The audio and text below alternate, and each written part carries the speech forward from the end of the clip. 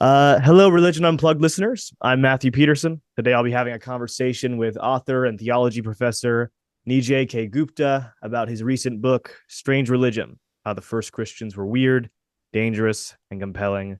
Nijay, it's so good to have you on today. Thanks. Great to be talking with you. Yeah, so just to start off, you're calling Christianity strange, and you address pretty early on that, in America, Christianity is anything but strange. It's kind of like the symbol of everything that is establishment. Right. And Exactly. and yeah, and I'm just asking, how backwards is that, and how do you think that's harmful? Do you think the idea that Christianity is status quo is harmful to the message of the gospel? Yeah. Thanks for the question. My ideas and my kind of drive for this book really came out of kind of the events in America and around the world in the last 6 to 10 years. Combination of politics, racial issues and tensions, the pandemic and how we handled the pandemic here, and also the fact that I live in Portland, Oregon, which is a very unchurched and often unfriendly environment to Christianity. And uh, what kind of inspired this book was the experience I have here in Portland, where the reputation that Christianity has amongst many of my neighbors is um, Christianity reflects and amplifies the worst of American culture. Things like narcissism, extreme individualism, greed, classism, racism, sexism, all of the isms. And yet, when I read the Bible, my day job is I teach the New Testament and early Christianity. There's a huge gap between what, you know, Americans generally speaking think about Christianity in a Christendom or post-Christendom society, and what the early Christians were actually like in the first century, where they were doing something very weird and strange. When I use that language in the book, I don't mean like hairstyles or music choices. I'm using it in a sociological sense of cultural deviance. And there's just something about living in the kind of American society we live in today where it's easy to blend in with the dominant culture, or at least try to blend in with the dominant culture, and it's easy to lose the distinctiveness of what made the early Christians tick. That's not to say that they were perfect in every way. In the first century, they had their own share of challenges and problems, but I really wanted to inspire a disenchanted age of Christianity with the passion and the radical um, frontier kind of behavior of the first Christians. Yeah, yeah, and I'm curious, the the whole like extreme normalization of Christianity to the point where it's dull.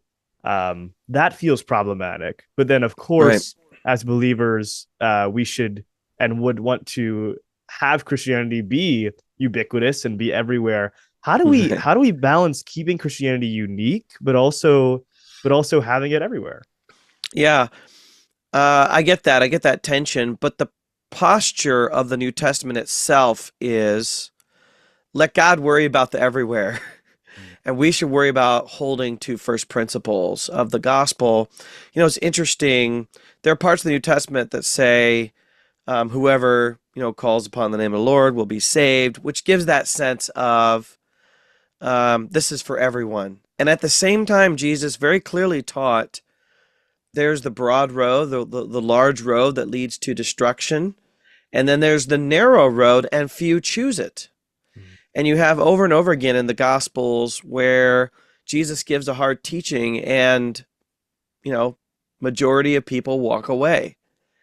And so we need to send a message that God is gracious, and the gospel is the only hope for transforming a broken world. And yet, this is the narrow path for people who are really willing to count the cost and stand up for what is right. And I think that's where we've gotten ourselves into a bind, is we wanted to make it as easy and palatable as possible. Set the bar really low, like say this prayer, or show up at this event, or get baptized, and without really explaining what you're signing up for. And then you create a Christianity that doesn't really have any distinctiveness, and isn't really part of this revolution. I mean, that's probably the best way to explain how the early Christians thought of their faith. They were doing something that, if they were really to stop and think about it, was almost bound to get them killed. And it got many of them killed. And that's, I think, very, very different than the comfortable, take your latte to church, sing some songs, feel good. I was reading a Christianity article about 5-10 years ago. It was talking about the experience of immigrant pastors who come to the United States, who move to the United States, and some of their observations about how we do ministry versus how they do it in, let's say, Guatemala or in India or in other parts of the world that kind of are beyond kind of the Western, white Western methods. One of the things they noticed was, in America, how often we use the language of fun. Like, come to this event, it's going to be fun. I hope you had fun at church today. I hope you enjoyed it.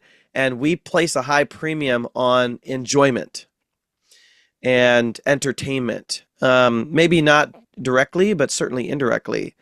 And it was interesting listening to some of these interviews. They were saying, in some of these other countries, saying, we never talk about church as fun because that places the emphasis on entertainment, whereas the emphasis should be on worship of God, holiness, righteousness, justice, things like that. I don't think that means we have to take entertainment out. There's some things about church that I think should be enjoyable, but I think the early Christians knew that what they were doing was extremely dangerous. But just like any revolution, it's believed to be the only way to turn the world right side up. Yeah. Yeah, and you do a very good job of covering all of the many ways Christianity was so strange in the beginning. Could Yeah. you speak to, though, in your book, but could you speak to, though, a few ways specifically that how it was specifically dangerous to be a believer? What actual practices made them seem untrustworthy to people? Yeah. You have to start with how Roman society was structured. Today we often think of religion in America as, number one, a choice. We can choose our religion from a menu of options, religious freedom and all of that. Number two, private. It's a private thing, I don't like talking about in public. And number three is for personal fulfillment. Those are kind of three dominant ways that many, if not all, but many Americans think about religion. It was the opposite in the Roman world. Roman religion, before Christianity, was obligatory. Everybody is religious. It was public. Society was actually structured around religion. I'll explain more about that in a moment. And it wasn't for personal fulfillment at all. It was really to keep peace with the gods, because the gods were viewed as divine magistrates and rulers and overlords. So you have to think of Roman society, I call this the pyramid of power. So Roman society was built on this huge pyramid where you had the highest amount of power at the top, and these would be the Roman Olympian gods like Jupiter and Mars and Venus and Mercury, which we think of as Zeus and so forth. And then going down, you have like demigods like Hercules. So if you watch Percy Jackson, you'll be familiar with all of these groupings. And then you have the emperor, who stands kind of on the line between Olympus and Earth.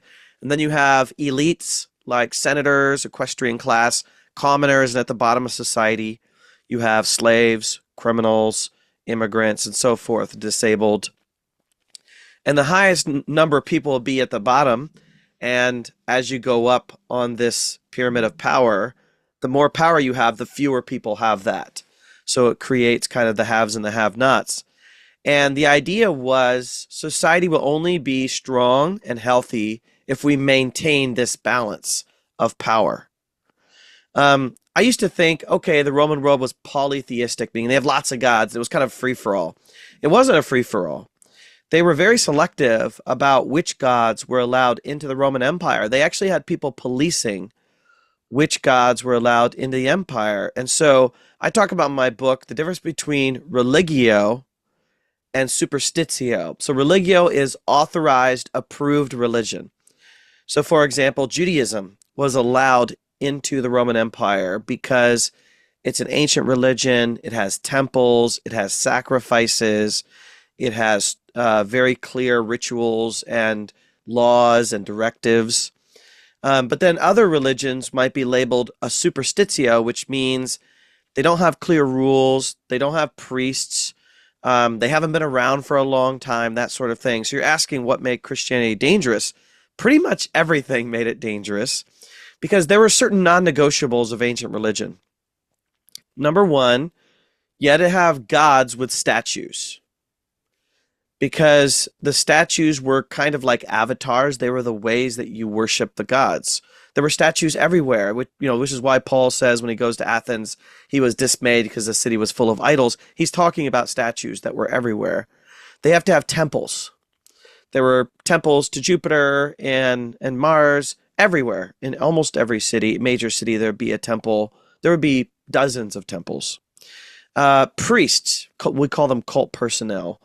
You had to have cult personnel. You had to have material sacrifices. And by 75 AD, Christianity had none of those things.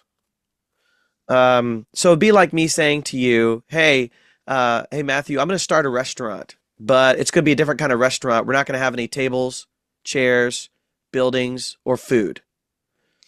You'd say, okay, but how is it still a restaurant? These Christians are coming along. They don't have any of these things. But here's probably one of the most powerful reasons why it was dangerous.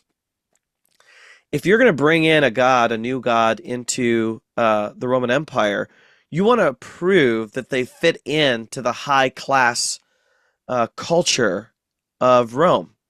So you want a god that's powerful and tall and handsome and strong, all these things. And yet the one that the Christians revere is a common class Jewish man who was born on earth and died on a cross. I mean, you're basically checking no boxes with this guy. And you're claiming he rose from the dead, but nobody can see him. At least not, after, 31, 32 AD. You're talking about an invisible God and a hero that rises from the dead but is nowhere to be seen. And you're asking people to believe in this. And this would be seen as pure anarchy because this Jesus basically stands for the opposite of everything that Rome stands for. Rome stands for power, elitism, classism. And here you have Jesus saying, let the children come to me. You have Jesus saying, blessed be slaves as much as the elites. You have Jesus saying, give all your possessions away. You have Jesus saying, let's gather together and not recognize status. One of the most dangerous statements in the New Testament, and it occurs in multiple texts, it occurs in Romans, 1 Corinthians, James, is God is no respecter of persons. What does that mean? It means God doesn't judge people based on their appearance or status. Entire Roman society was based on judging people based on status. And so you have these Christians coming along, and they are just lighting a bomb and throwing it into Roman society. Yeah, totally.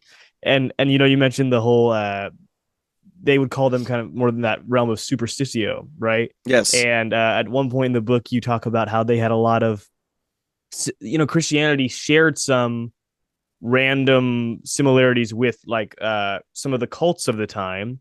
How do you deal with kind of historically the people saying then and the people saying now that that kind of similarity to all these, other cults kind of invalidates Christianity as any kind of major belief system that we should take seriously?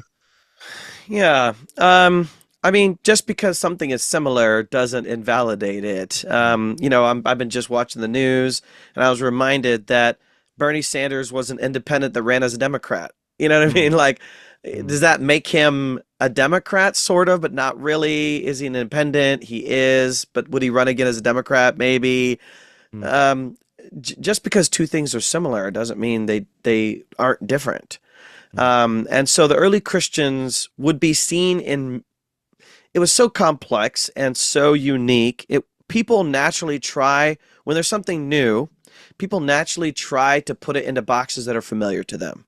mm, It's just human nature. So if there's a new kind of movie or a new kind of music genre, you're going to say, "Oh, that sounds like a little bit like ska," or that seems a little bit like a horror thriller." Like you naturally try to do that. And so it's expected that if Christianity is a new thing, people are naturally going to categorize it.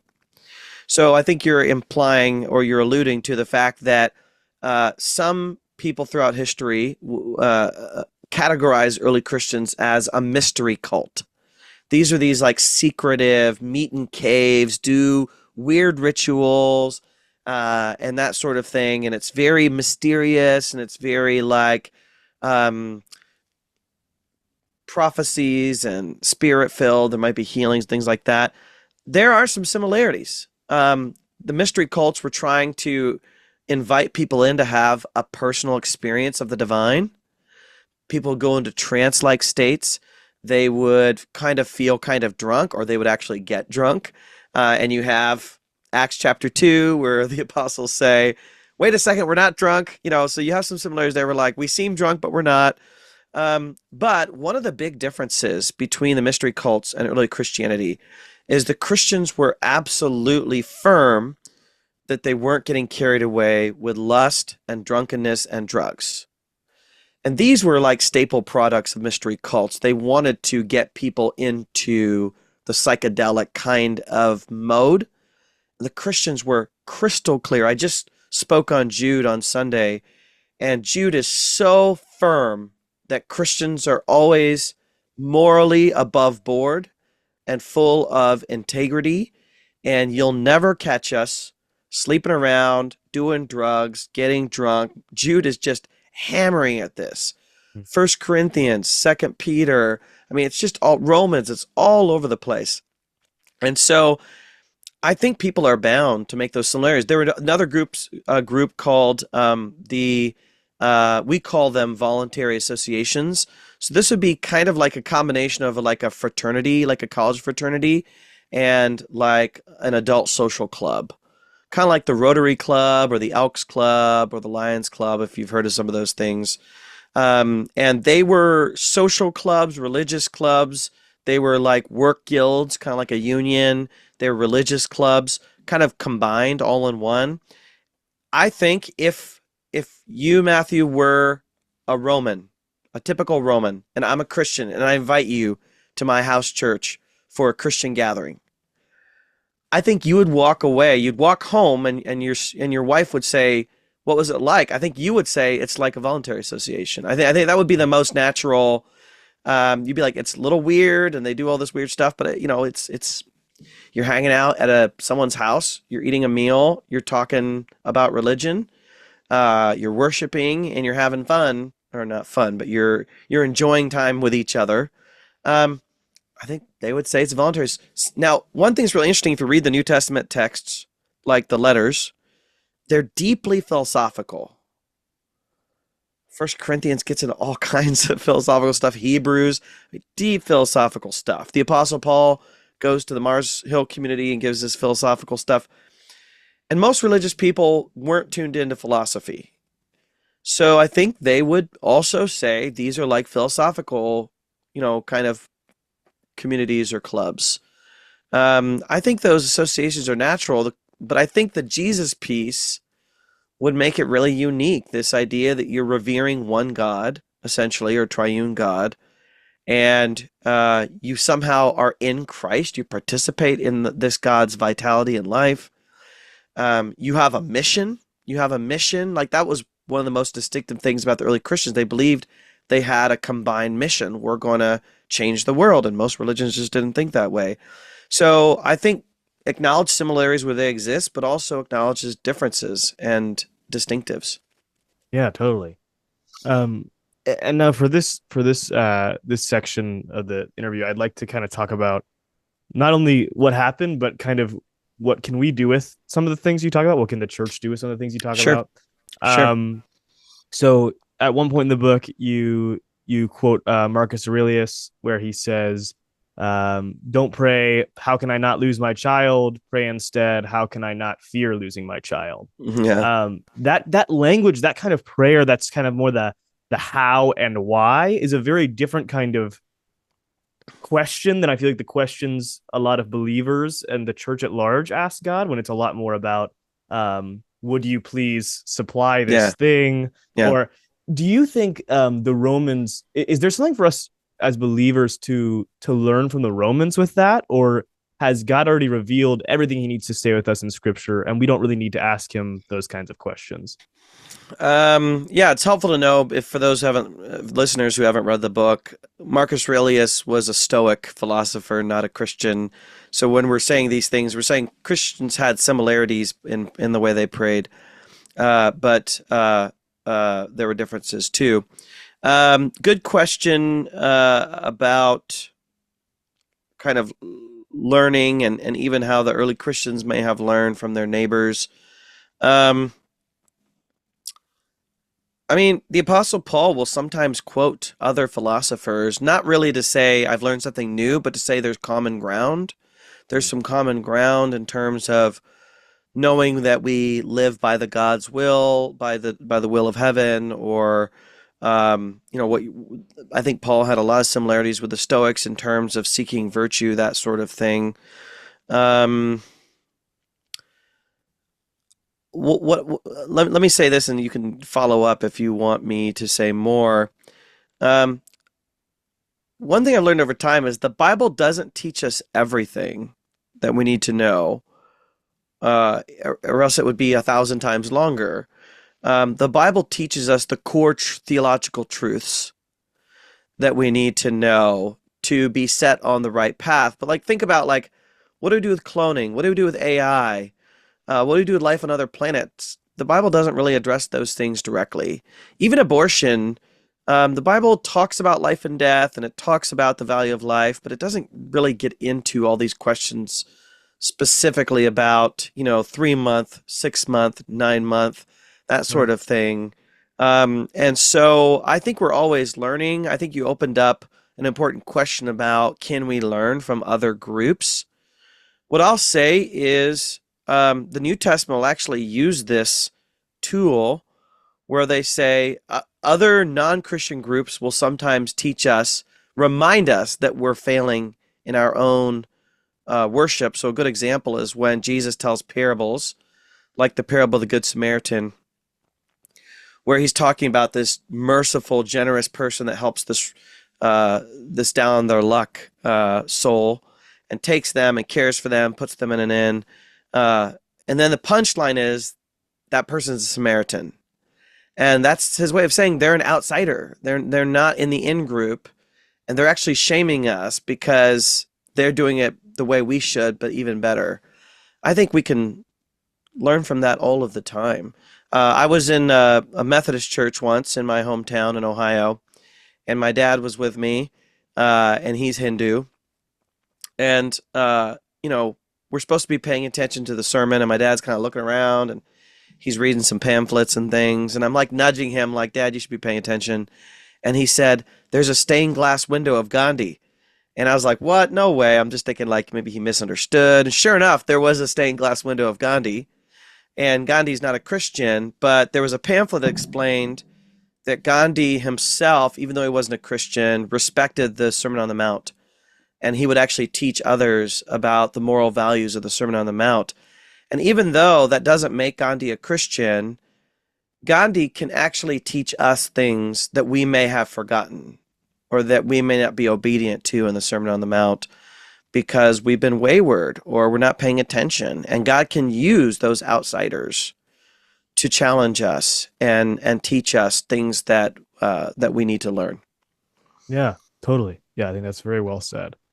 Um, and kind of, going off what we need to learn. I mean, do you in all of your studying of what's true about how it seems like the early Christians live and how it seems like we are supposed to live, do you think that there are practices that the church at large is ignoring because they're too strange, they're too weird, that we actually probably would be good to be doing? So many, and I chose not to be practical in my book because I really wanted to take the reader on a journey to a foreign world, the ancient world, and just drop them in a world they're unfamiliar with. So I use Latin in the book. I explain it, but I use Latin, I use Greek, I try to not use Christianese. So instead of Mm, talking about the lordship of Christ, I talk about the supremacy of Christ, just so that they have to like think twice, like, okay, what does that mean? right. And I wanted my goal in the book was to make it disorienting. I Mm, want you to feel like this is a religion that you should know, but you're actually unfamiliar with, mm, because we're so unfamiliar with the Greco-Roman world and the Roman Empire and all of that. Okay, to get to your question, yeah, I mean, I'm kind of a skeptic and cynic in terms of feeling like we have deviated from our roots. So I'll just mention a couple of things. And I say this a lot to pastors. I just want to acknowledge I know it's hard for pastors to change things because people are set in their ways. Parishioners are set in their ways, communities are set in their ways. But um, let me put it this way: if you can go to church and not talk to anybody and not contribute anything personally and sit there for an hour and a half and listen to some music and sing some songs and hear teaching and go home, the ancient church would not recognize that as what they considered ecclesia, the gathered community. I think worship is great. I think teaching is very important. I think coming together is important. But the early Christians met in homes, and they met as micro communities. They may have met as bigger communities occasionally, like the Roman church. Let's say the Roman church total was, let's say, 300. They may have occasionally gathered in the large group of 200 or 300 for unity, for teaching. But we know from Romans 14 and 15, we know from 1 Corinthians 1, we know from Romans 16 that they had micro communities that met in homes. Some homes were large and could fit 30 people, 40 people. Some homes would be very small and could fit 5 to 10 people. So communities might vary in size. But I go to church on Sunday. I'm committed to church, but I go to church on Sunday. And to be honest, it's really hard for me because I don't just want to sit there and do nothing. I like hearing teaching, but I can hear teaching on YouTube. I like singing songs, but I can sing songs in my car with my worship music. So one of the key practices was gathering as, I don't like the word fictive kinship, so I would say gathering as a spiritual family. Now, we'll say that sometimes in church, like, hey, family, but we don't really mean it in the sense that if I'm in the hospital and I'm struggling with my bills because I went to the ER and whatever, I don't think I can reach out to my church and say, can you help me pay my bills? There are churches like that out there, but I haven't been to very many of them. And if I'm dealing with mental health issues, in most of the churches I've been in, I don't feel comfortable telling anybody about that. But I do tell my family members, my actual biological family members, right? So the church was meant to be a family. Now, I like big churches in the sense that I like good sound systems and I like excellent teaching and all of that. So I'm not necessarily dissing big churches, but intimacy and mutuality, that might be the key word that I want to say. Mutuality means everybody participates. Almost equally, not equally, it's hard to equally, but almost equally, everybody participates. Paul uses language of mutual upbuilding, where we're building each other up. I feel like in many churches, it's very one-sided. It's like the important things happen on stage where the people have microphones and expensive clothes sometimes and, well-coiffed hair and all of that. And then the people in the pews or in the folding chairs, they're the hoi polloi. They're the masses. They're the unimportant people that come and go. Church was never meant to be that way. It was meant to be a community that invests in one another, that supports one another, that shares life together. That happens in small groups. That's great, but it doesn't happen enough.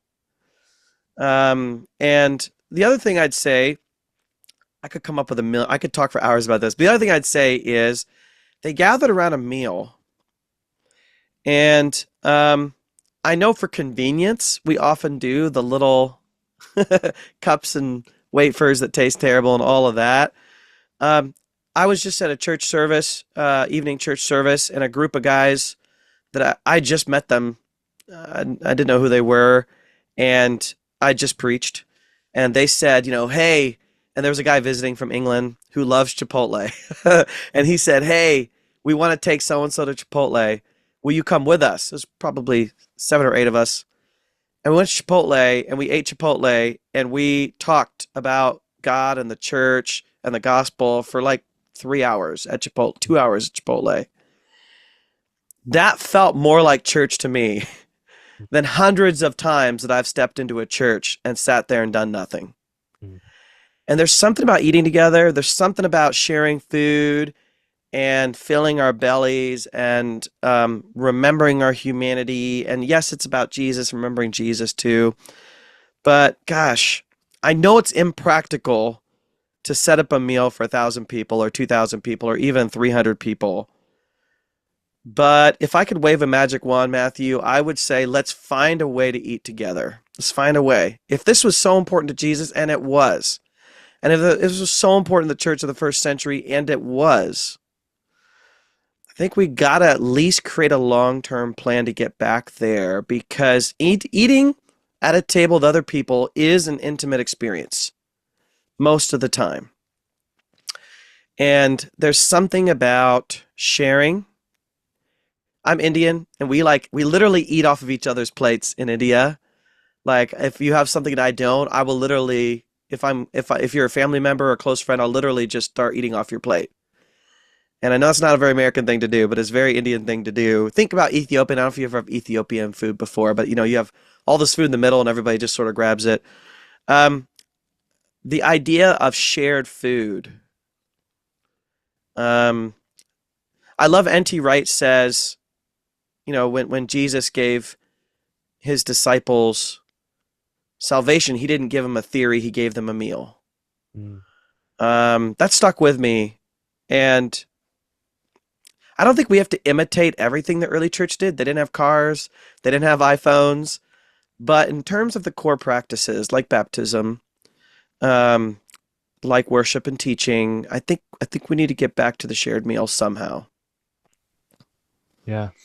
That's beautiful, man. And I think, I'm sorry, Nijay, I think that's all we have time for today. And I just really appreciate what you were able to tell me about the book. It was a great read, and I highly recommend it. And it's very good to hear kind of your practical thoughts about it. Maybe that'll be the next book, how we use the strangeness. Yeah. But Well, I highly recommend, last word, John Mark Comer's book, Practicing the Way. People often ask me, and maybe we end with this, what are 2 things I can do to be proactive as a result of reading your book, Strange Religion? So the 2 things I say, number 1, commit yourself to a year of studying the Sermon on the Mount. Sermon on the Mount is radical. We have found ways to either avoid it or make it less radical. But the Sermon on the Mount is Jesus's blueprint for changing the world. And some of his impossible but possible with God teachings are in there, like love your enemy. So commit to a year of studying Sermon on the Mount. Number 2, read John Mark Comer's Practicing the Way, which I think kind of, we don't know each other, and he's probably never read my book, but I feel like it's a baton pass. Read Strange Religion, then read Practicing the Way. All right. Thank you, Nijay. That's great advice, and we really appreciate you being on. So have a wonderful day. You too. Thanks. All right.